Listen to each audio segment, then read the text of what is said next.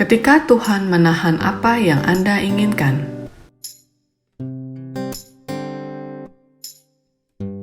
Kita memiliki banyak hal yang ingin kita capai dalam hidup kita. Untuk hal-hal yang penting, kita biasanya bawa dalam doa supaya permintaan kita dikabulkan oleh Tuhan. Terkadang Tuhan akan mengabulkan doa kita secara mudah, tetapi kadang-kadang Tuhan tidak langsung mengabulkan doa kita. Bahkan seringkali malah makin dipersusah. Kita tidak bisa melihat apa yang akan terjadi di masa depan. Hanya Tuhan yang bisa melihat. Sesuatu yang kita anggap baik sekarang belum tentu lebih baik dari apa yang bisa Tuhan tawarkan buat kita di masa yang akan datang. Bagian kita hanya meminta yang kita inginkan, tetapi kita serahkan pada Tuhan apakah Dia mau memberikannya atau tidak. Ketika kita membiarkan kehendaknya terjadi dalam hidup kita, meskipun mungkin butuh waktu lebih lama untuk mendapatkannya, tetapi saya percaya Anda akan mendapatkan yang jauh lebih baik dari Dia. Saya ingin membagikan kesaksian suami saya, Richard, beberapa tahun lalu. Richard adalah seorang komputer programmer. Dia dulu bekerja sebagai kontraktor karena dia tidak suka tinggal di suatu perusahaan secara permanen. Dia lebih suka mempelajari hal-hal baru di industri yang berbeda. Jika dia bekerja permanen di satu perusahaan bertahun-tahun, dia merasa tidak akan belajar banyak hal yang baru dan stuck di satu bidang terus-menerus. Pada tahun 2012, ia mendapat pekerjaan sebagai kontraktor di Departemen Kesehatan New South Wales. Ini adalah pekerjaan di pemerintah. Dia telah bekerja di sana selama beberapa tahun sebelum memutuskan untuk pindah ke bidang lain.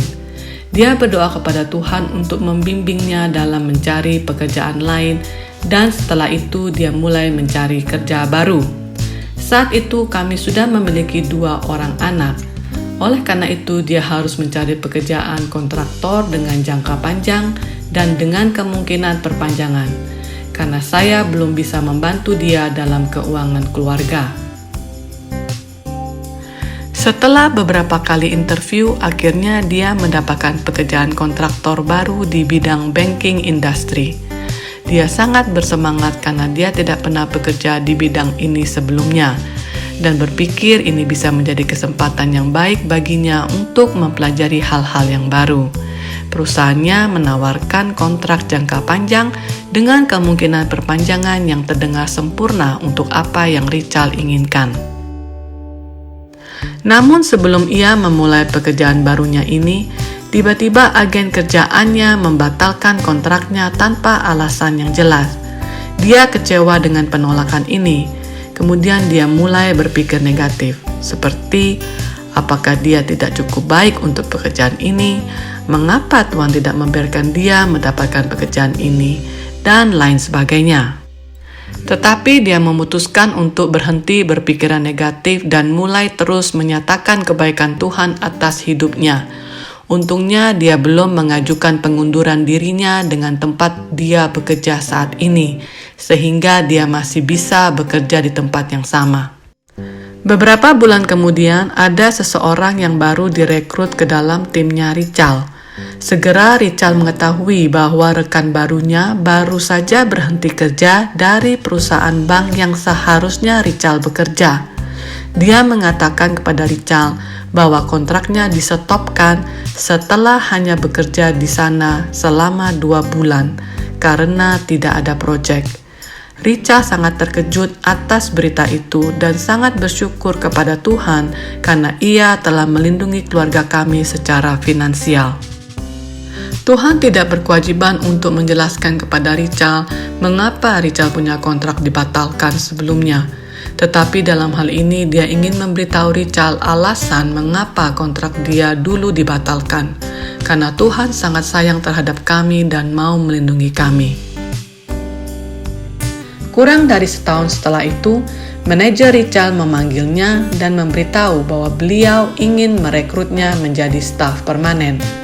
Kami tidak pernah menyangka bahwa Richard bisa ditawarkan posisi permanen di Departemen Kesehatan New South Wales.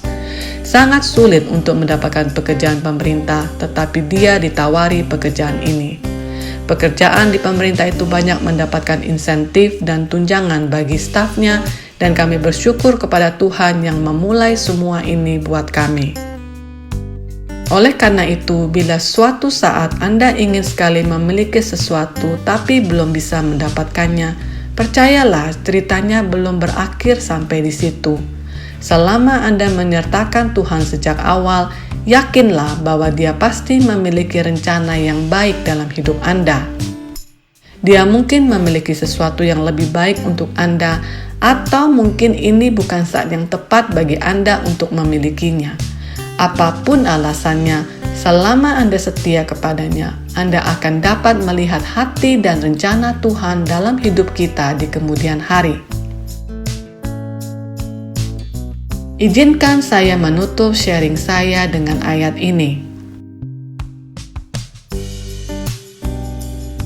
Percayalah kepada Tuhan dengan segenap hatimu dan janganlah bersandar kepada pengertianmu sendiri.